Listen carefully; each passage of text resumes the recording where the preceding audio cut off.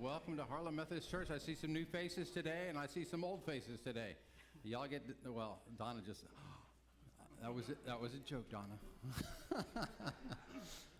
Just a couple of quick announcements for you. Yesterday we had the Harlem, or the Oliver Hardy Festival, and here in Harlem, and we had the women selling peanuts, and the men were parking cars, and we raised $2,003.18. That's pretty good. Yeah. You can thank me for the 18 cents. And I've got last week's bulletin in my hand, so that's not going to help you with announcements. Actually, you could thank me for about half that money because Tony overcharged me for the parking, and Elizabeth overcharged me for the lemonade. So, yes, the lemonade was $3. I gave her a $5. She said thank you, and put it in. And Tony says it's $50 for parking for the pastor. So I didn't appreciate that at all. So you got to watch these guys around here. But at the same time, that's probably how they got the $2,000. We have, pray for Brandy today. Brandy is preaching over at the White Oak Campground today, so she took about half the church with her. So I'm glad we brought some guests with us today. Make sure to greet them during our time of fellowship. And one last thing, just a reminder, we have a concert going on November 7th at 7 o'clock. It'll be an outside concert if the weather permits for us, but bring a chair with you and a coat if you need one. Don't grab the prayer blankets, those are spoken for. But make sure to make plans, put it on your calendar, invite somebody to come along with you. It'll be something we're going to do probably every year. We're looking at a Christmas one next year. So I think that'll be a lot of fun. So that's all the announcements for right now. Stand and greet one another, and we'll get started. Uh-oh. We got one more. Y'all, we are having a barbecue dinner after church next Sunday. I knew I was forgetting something. Y'all please plan on it's dated, and if y'all get a chance, please give Sandra a call this week and let her know that y'all are going to stay. So we'll have a little bit better of a head count, okay? But we want y'all to stay. It's not going to cost you anything. The food will be available. So y'all just enjoy and stay with us after church next Sunday. And what is the barbecue for? Our pastor appreciation month. Thank you.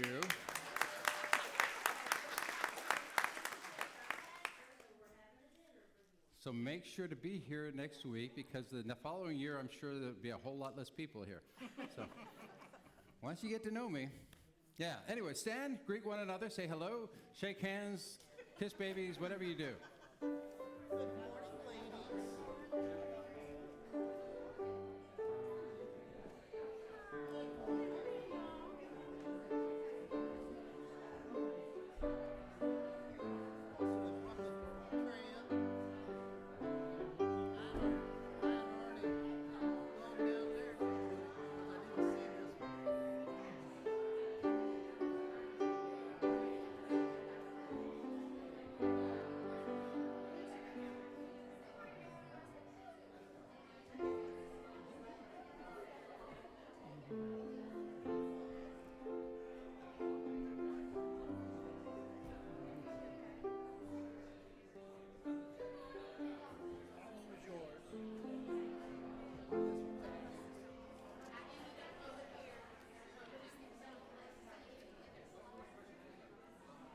Doesn't magnify real well.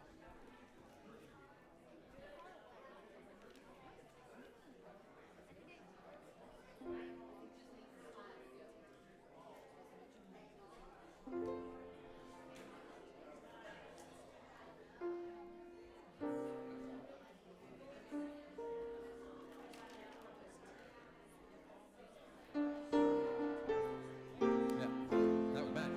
I'm so glad I'm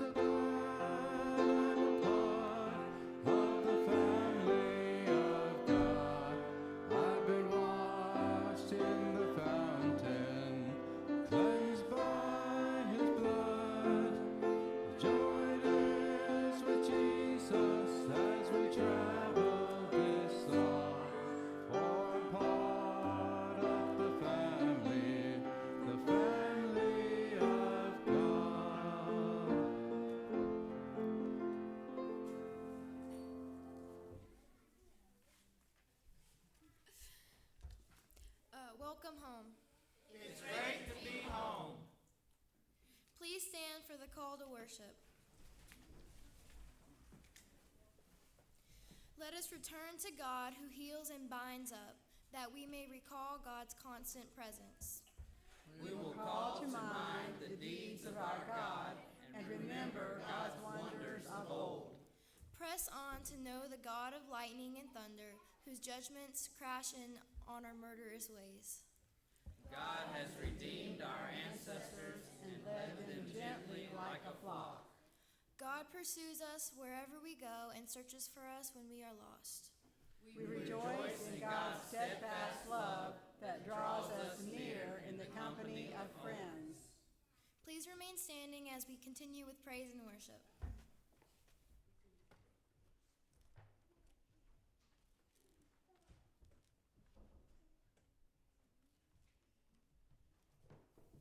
Y'all sing with me.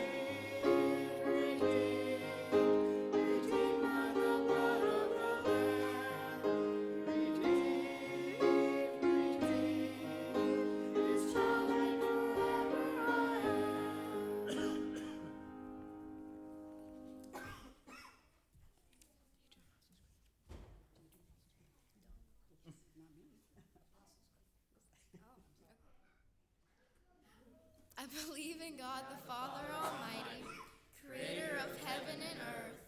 I believe in Jesus Christ, his only Son, our Lord, who was conceived by the Holy Spirit and born of the Virgin Mary. He suffered under Pontius Pilate, was crucified, died, and was buried. He descended to the dead. On the third day he rose again. He ascended into heaven and is seated at the right hand of the Father. He will come again to judge the living and the dead. I believe in the Holy Spirit, the Holy Catholic Church, the communion of saints, the forgiveness of sins, the resurrection of the body, and the life everlasting. Amen.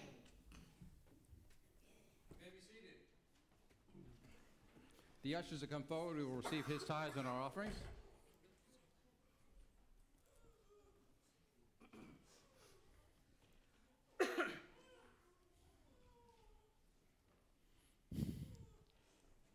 Let's pray for the offering. Father, as we give back to you that which is truly yours, may we give with grateful hearts.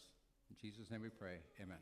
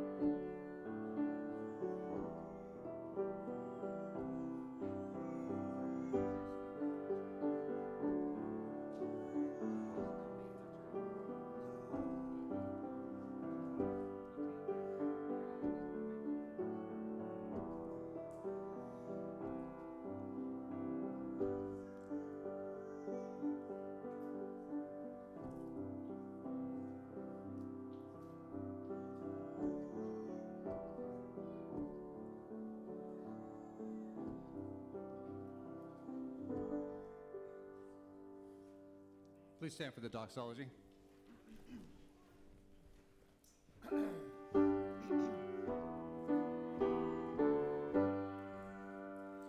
Praise God from whom all blessings flow. Praise Him, all creatures here below. Praise Him above, ye heavenly hosts. Praise Father, Son, and Holy Ghost. Amen.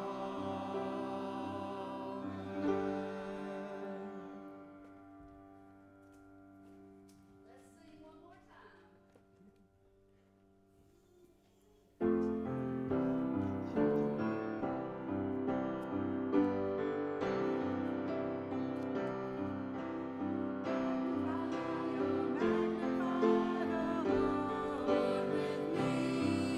And let us exalt His name together. Oh, magnify the Lord. Oh, magnify the Lord. And may His name be lifted high forever.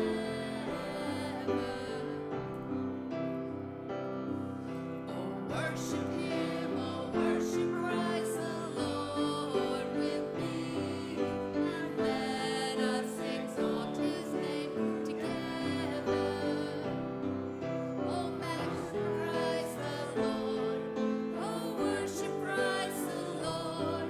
And may His name be lifted high forever. King of kings and Lord of lords, and may His name be lifted high forever. Thank you. You may be seated.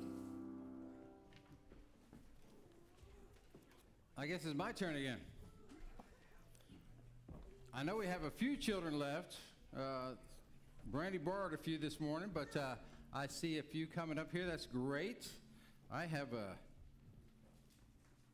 Ooh. All right.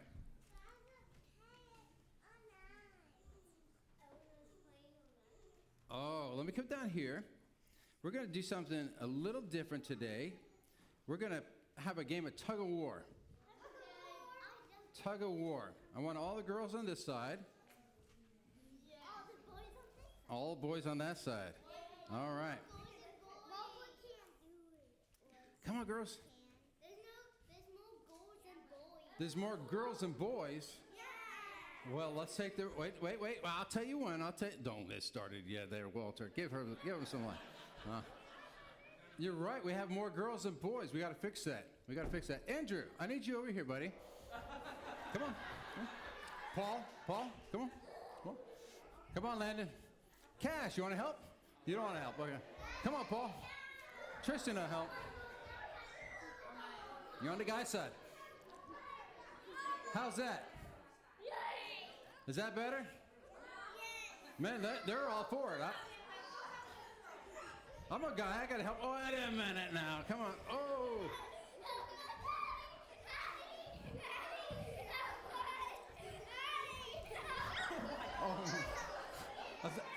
All right.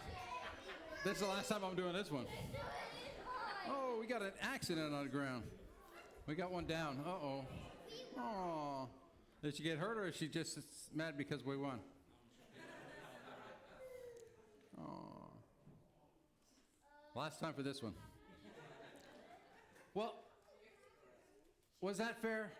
Yeah, no. Why wasn't that fair? Because there was more older boys and there was not that older girls. That's right. You're right. There was more girls than boys. But there's a lesson I want you to learn about that, okay? In Romans, in the book of Romans, Paul says, what did he say? Oh, he said that greater is he that is in me than he that is in the Lord, that he is in the world. He says, if God is for you, who can be against you? No one. That's right. That means that when God is on our side, we always win. We always have the majority. So that's something I want you to keep in mind this week. Sometimes it seems like everything's coming down on us and we can't win. we can always win with God because he's always for us, okay? Let's pray together. Oh, my Father, thank you for these boys and girls. I pray that you be with them throughout this day. You'd remind them that you're always with them and there's nothing to fear. We pray these things in Jesus' name. Amen. All right, Children's Church? All right. Head on out.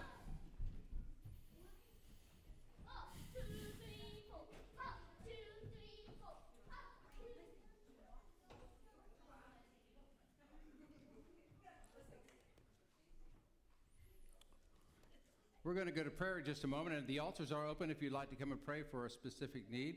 I know that we had the burning and the shootings going up there with the Mormon church. We need to pray for those people. We also need to pray for our own community right here with the suicide we had last week with the Lee family. And let's pray for them. Let's pray for those needs that we have, both local and far away. If there's any other needs, like I said, there's a great opportunity to come and pray at the altar if you so choose. This is a wonderful time to spend with the Lord. Let's go to prayer. My Father, I thank you for today, and I thank you for each of the people that are here, both those that are guests that are visiting and those that are a regular part of the worship here. I pray that they would feel the move of your Holy Spirit in this place today, that they would recognize that they are part of the redeemed, that you have given so much, including your very Son, to redeem us, to bring us back to fellowship with you, and that we belong to you. And if there's anyone here who feels like they are not a part of the family, I pray that you'd make that known to them, whether they are or not, and that you would draw them to yourself even now. Holy Spirit, you are the one who draws us unto the Father, and we look to you even now. Father, we lift up the Lee family to you, and I pray for comfort and strength for them for the days ahead. Such a devastating loss. I can't even fathom how horrible they must be feeling right now. But I know they're turning to you for strength right now, and that you can help them through this, and that you will help them through this. We pray for those that lost their lives up there in the tragic fire and the shootings that took place up there at the Mormon church, that you'd bring comfort to them even now too, that you look after those families that have suffered, and the children that are trying to make sense of this. Father, the violence in our country and around our world is just so devastating. And I know that your word says the peace will not return to us until the Prince of Peace returns. But we need a reprieve. We need a break from this for a while. Help us to make sense of this and to turn back to you. We pray, Father God, that God bless America. We say this all the time, but we have forgotten to bless you. And I think that's one of the reasons why we're facing so many hard times right now. Father, stop the division that's going on in our world and in our country, and bring back a sense of unity. And I pray that it would happen through you, and that it would start with us. Father, as we close our time of prayer together, we pray as you taught your disciples. Our Father, who art in heaven, hallowed be thy name. Thy kingdom come, thy will be done, on earth as it is in heaven. Give us this day our daily bread, and forgive us our trespasses, as we forgive those who trespass against us. And lead us not into temptation, but deliver us from evil. For thine is the kingdom, and the power, and the glory forever.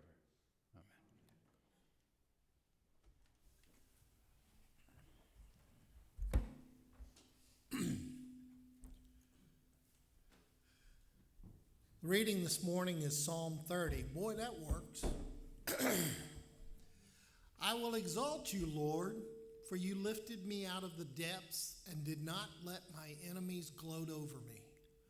Lord, my God, I called to you for help, and you healed me. You, Lord, brought me up from the realm of the dead. You spared me from going down to the pit. Sing the praises of the Lord, you, his faithful people. Praise his holy name. For his anger lasts only a moment, but his favor lasts a lifetime. Weeping may stay for the night, but rejoicing comes in the morning. When I felt secure,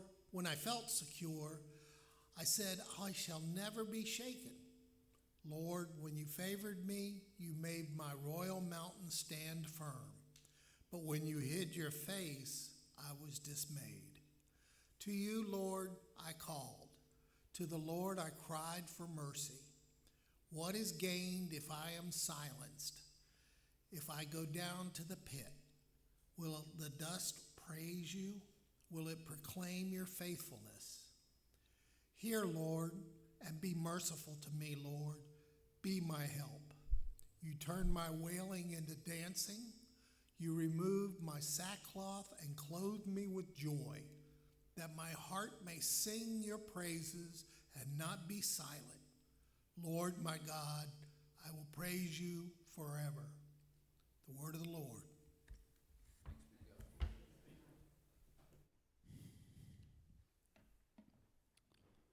You know, Isaiah 44:22, God says, I have swept away your offenses like a cloud, your sins like the morning mist. Return to me, for I have redeemed you. The title of my message today is this: What is the sound of redemption? The subtitle is, Do you need a mulligan? A friend of mine, Michael, was supposed to be here. I wanted to ask him what the definition of a mulligan was, but he's out playing golf. Yeah, I am not a golfer, so if you're like me, you had to go to Google and figure out what a mulligan even is. So here's the definition according to Google. A mulligan is a second chance to perform an action, usually after the first chance went wrong through a bad luck or a blunder. So in other words, it is golf's version of a do-over. It is a chance to be forgiven for the past and a fresh chance to start again. Likewise, Jesus' victory on the cross has brought us a second chance. The bad luck and blunders of our lives can be redeemed, and we can be given a do-over.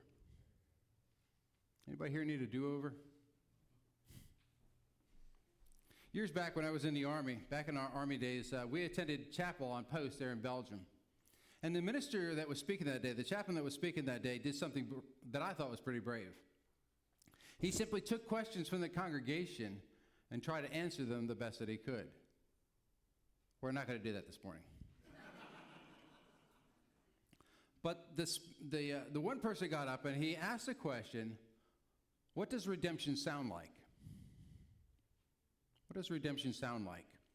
Come at it from a cursory surface level, and the question sounds kind of basic. But live with it a while. Let it resonate. It is a question that refuses to go unanswered. I was ready to take it as, yeah, it's a pretty good message kind of thing, but Christy made me look closer. We ditched the kids after church, and we went out for lunch together, just the two of us, and we talked out the message, and Christy made me change seats. I was looking at the question, what does redemption sound like, from the seat of the redeemed, as part of the redeemed, and it's a good seat if you have a good memory. But I had been a Christian now for about 45 years. I have lost that sense of wonder for my salvation. I have lost that urgency for kingdom business. So the speaker threw out the question, and Christy made me change seats. No longer allowed to look back on that time of redemption from the seat of comfort.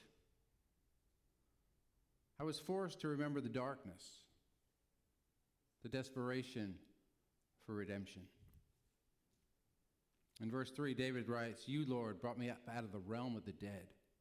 You spared me from going down into the pit. Jump back a few chapters to Psalm 18:4. It says, The cords of death entangled me. The torrents of destruction overwhelmed me. Think about that. The cords of death entangled me. Feel the constriction as the snake wraps slowly around your chest. Feel the panic rise up within you as the coils tighten, as the air, the breath is forced out of your lungs. The torrents of destruction overwhelm me. Feel the weight that holds you down. The violent waves that crash over you. The panic of the waters rising. Unable to stay afloat. Hopelessness drowns. Now, what does redemption sound like? Ask the person who's crippled by anxiety, the teenager trapped in depression. Ask the person who is overwhelmed with life's demands, or the one who's sitting in an empty nursery, the ones that are struggling with abuse, or the assault victim too afraid to leave their house, or the spouse that's facing the partner's betrayal. Think about the teenagers' parents from the middle school here in Harlem. Think about the weight of your own sin. What is the sound of redemption?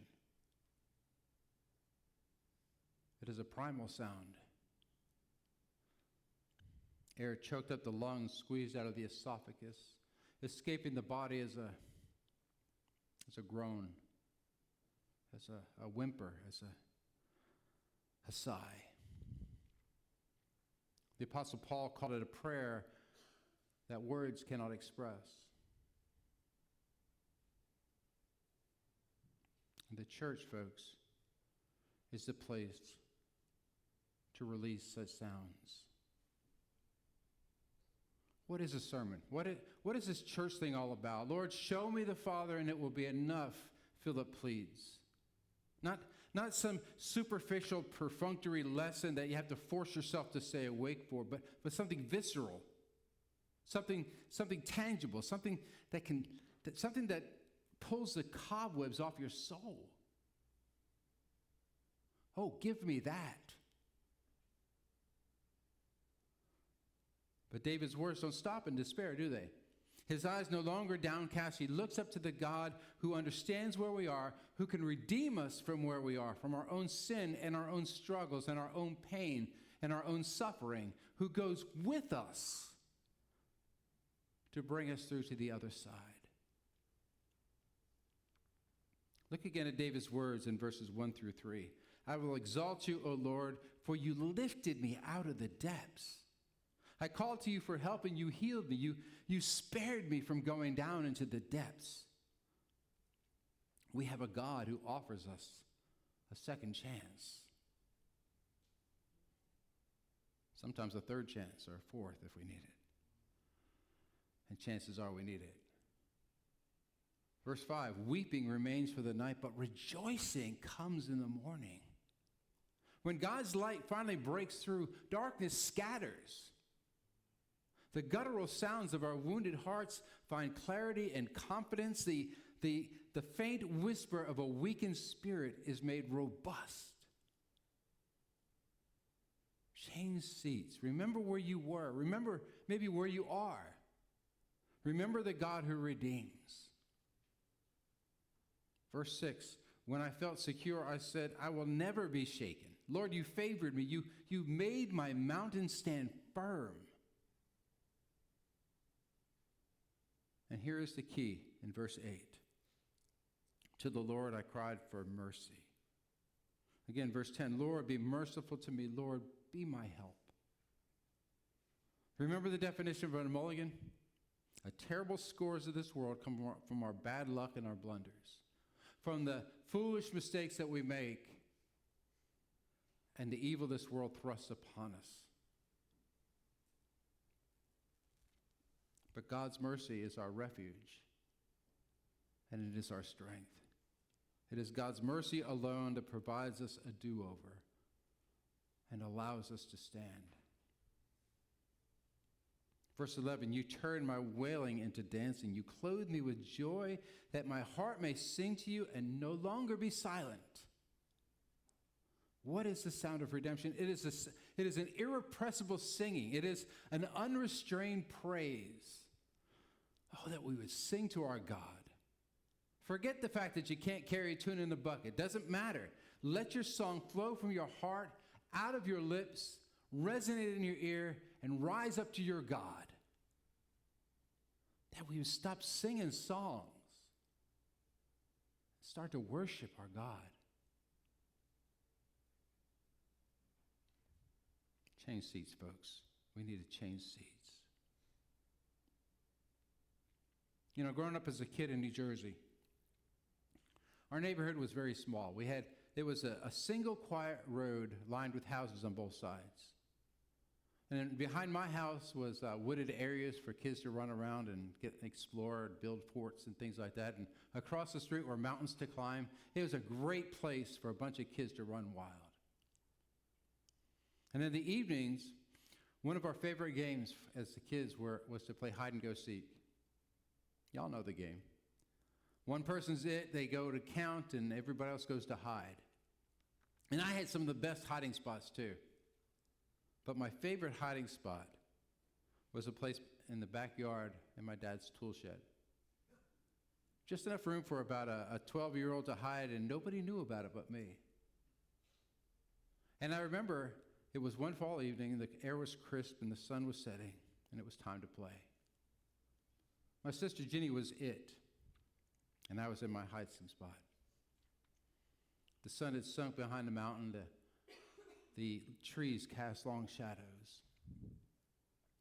Now, something you need to know about my sister Ginny. Ginny cheats. She was peeking while she was counting by that tree, and after she finished counting, she made a beeline run around the house to get me. And she was so close. She didn't have a clue where I was. And there in the darkness, a fear crept over me. I'm all alone. So I made a noise. I cleared my throat. I kicked the rake. I did something. She turned around and says, "Aha, I got you. You're it." Shoot. Why did I do that? What did I want? To win the game? What did I really want? To be found. Same as everybody here. So after Ginny tagged me, and I was officially it, Ginny called out to everybody else, "Ollie, ollie, oxen free!" And everybody would come out of their hiding spots and we'd play another round. Now, I must not be a very curious person because like for 40 years, I had no idea what that phrase even meant. And so I went back to Google. I mean, back then they didn't have Google, so I couldn't have looked if I wanted to. But the term is a Pennsylvania Dutch phrase, and it means everybody else is free. And folks, this is the gospel. We were all hiding in our sin and our sorrow, and some of us had great hiding spots. It was dark and we were lost. But God's love made a diligent search. We desperately needed to be found. And God did something miraculous. He reached out and he tagged Jesus. Jesus is it. 2 Corinthians 5:21 says, "He made him who knew no sin to be sin on our behalf, so that we might become the righteousness of God in him." My message to you today, this morning, in this place is this. Ollie, ollie, oxen free. Everyone is free. Jesus is it, and we are free.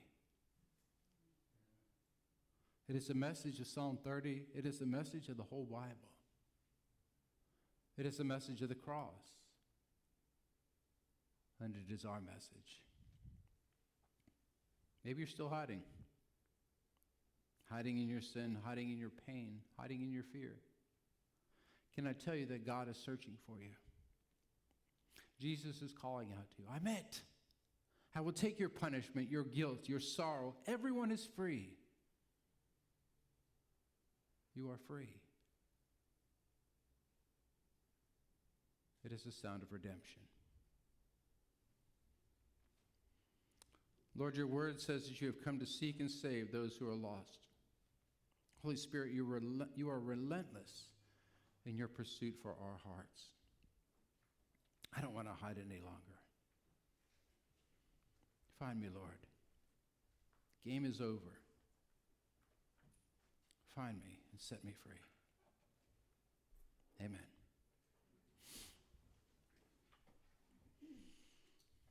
We'll stand for the last hymn, please. 520 in your hymnal, or up on the screens.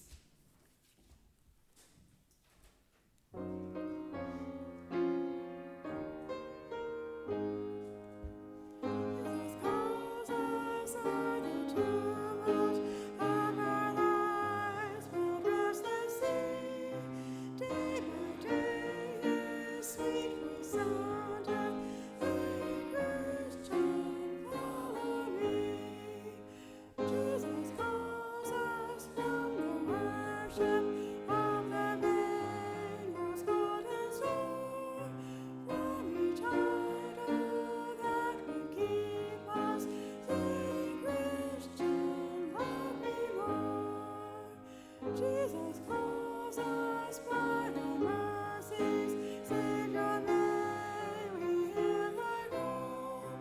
Give our hearts to thine obedience, Lord, let love be past of all. You may be seated. I'm going to call the folks up who's going to help me with communion in just a moment. But as we prepare our hearts for communion this morning, just a minute, Richard, I'll call you up in just a minute. He's eager to go. He's ready to roll. But I wanted to share a wonderful story with you before we serve communion today. The story is from Isaac Denison, and it's called Babette's Feast. Babette used to work as a chef for nobility in Paris. But she now finds herself working as a cook for a couple elderly sisters in a very strict religious community in Denmark. Every week, she buys a single lottery ticket, hoping to win so that she can go back to Paris. But in the meantime, she spends every evening serving boiled fish and potatoes to the elderly sisters, because they and the whole town took to the Jesus's lesson to take no thought about food or drink. So one day, the most unbelievable thing happened. She won the lottery. 10,000 francs, a small fortune. And because the anniversary of the town was approaching, Babette asked if she might prepare a feast, a French dinner with all the trimmings for the whole town. And of course, the community refused at first. They said, no, we can't indulge in such rich food. But Babette begged the people. And eventually they gave in. But secretly they had vowed that they would not enjoy the meal. They would just focus their minds on spiritual things. But Babette makes elaborate plans. Caravans of exotic food and barrels of the finest wine start approaching the city. And finally the big day is at hand, and the villagers arrive, and the first course is a turtle soup. And the villagers sit there in silence with stoic faces. Then comes the wine, and the finest vintage from the vineyards of France, and the atmosphere begins to change. People start to smile. One person even silently laughed. A hand goes over his shoulder, and somebody says, well, after all, didn't Jesus say to love one another? And by the time the entree arrives, these happy, fearing people are laughing and slurping and praising God for the many years together. The Pharisees are transformed into a loving community through the gift of one meal. One of the older sisters goes back to the kitchen to thank Babette, and she says, oh, how we're going to miss you when you return to Paris. And she says, I will not be going back to Paris because I've spent everything on the feast. There's another who gave everything to make us a loving community through the sacrifice and the gift of one meal. We will partake of that meal today. Let us gather together in celebration for the wonderful gift that has been given to us through the sacrifice of Jesus Christ. Now, if my workers will come up.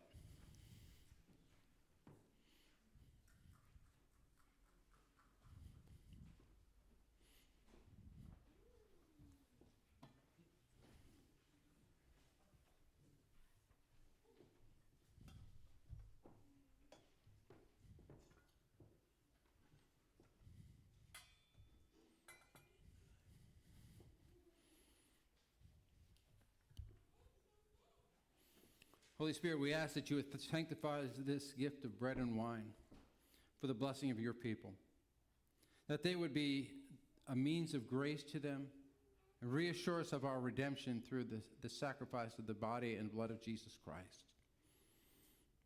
May we daily feed upon the sacrifice of Christ's life for us, and may we be transformed as we go out and preach the good news to those outside still in need. We pray these things in Christ's name. Amen.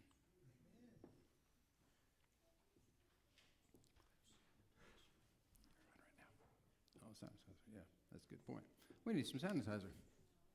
Right there. Got that, John? We need sanitizer. Thank you. Sometimes I forget about that, but we have to remember Jesus and germs are everywhere.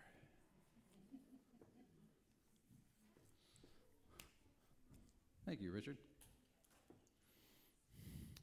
This is the body and blood of our Lord Jesus Christ that has been broken for us.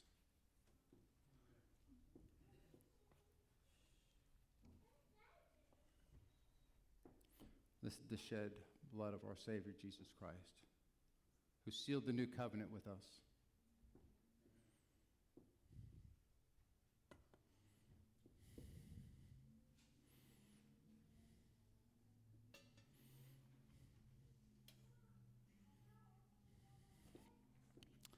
Body of our Lord Jesus Christ, John.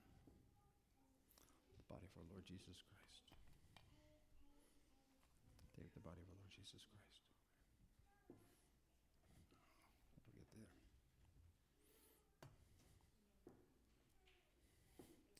John, the blood of our Lord Jesus Christ shed for you. Richard, the blood of our Lord Jesus Christ. Dave, the blood of our Lord Jesus Christ.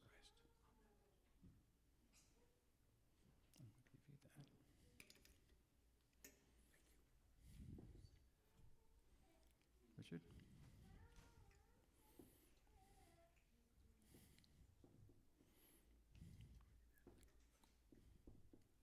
That's right.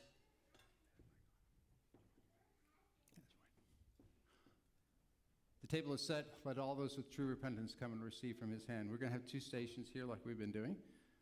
And we have little trash cans so that you can put the cup in there so you don't have to worry about carrying it. Let's grab that one over here.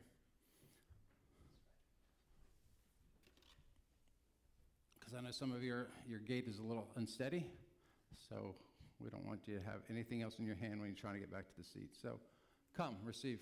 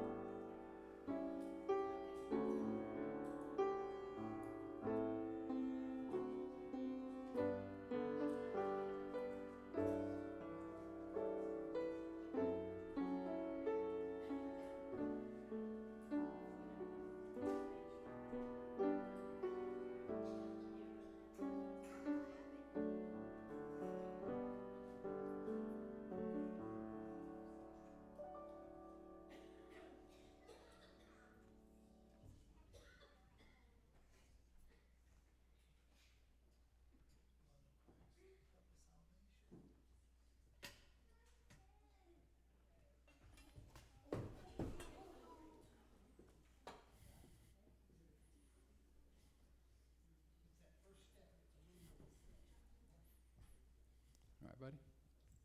Good. You got it.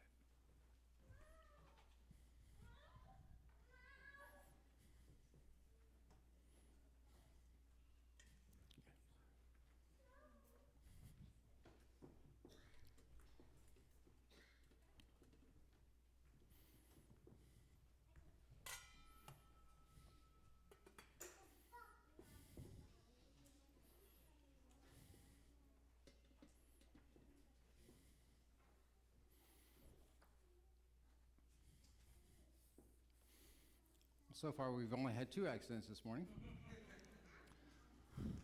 I guess on our little plaque outside, we'll have to put 0 days without an accident. It's been a good day in the house of the Lord today, hasn't it? Yeah, amen. Let's close in prayer. And we got the benediction, but we're going to pray first. We won't pray first. No, yeah, we'll pray together first. Father, thank you for today.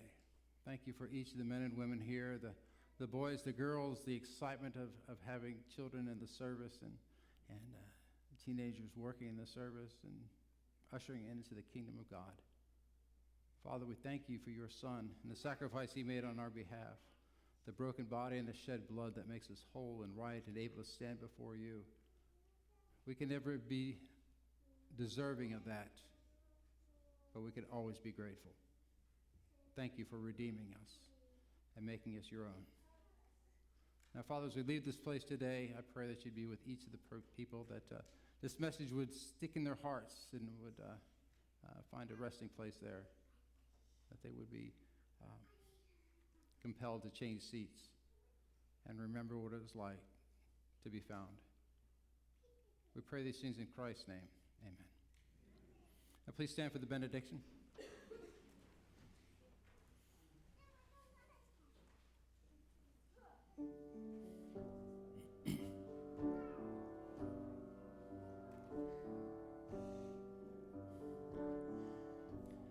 May the Lord bless you and keep you.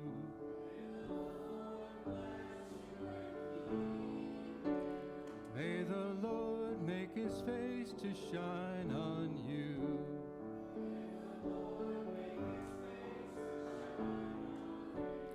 And be gracious to you.